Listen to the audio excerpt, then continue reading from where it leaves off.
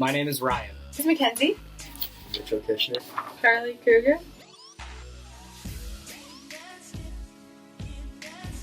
The first one.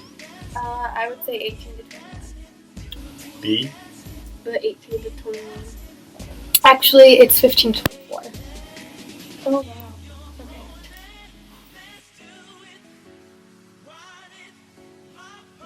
C. 77%. 77.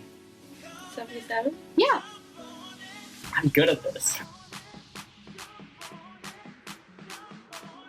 Extremely important. Very. Really, really important. Very. For me, I want my kid to have like the best life possible, and I cannot give that to them right now. I'm not quite sure.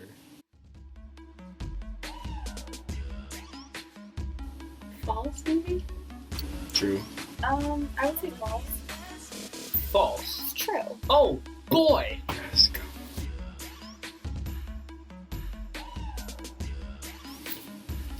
One and 8. I bet hardly any. 2. I don't think anyone does. 1 and 5. Do you know yours? Probably not. Do you know yours? No. Do you know yours? Yes. Do you know yours? No.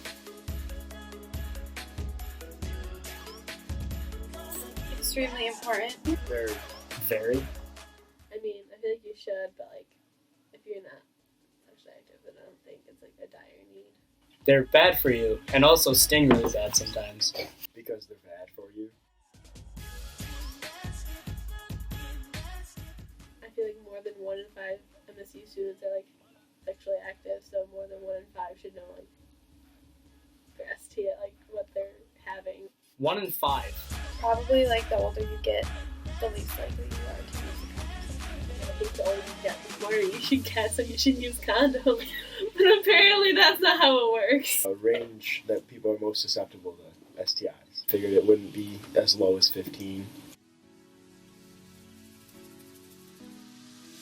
I'm STI free.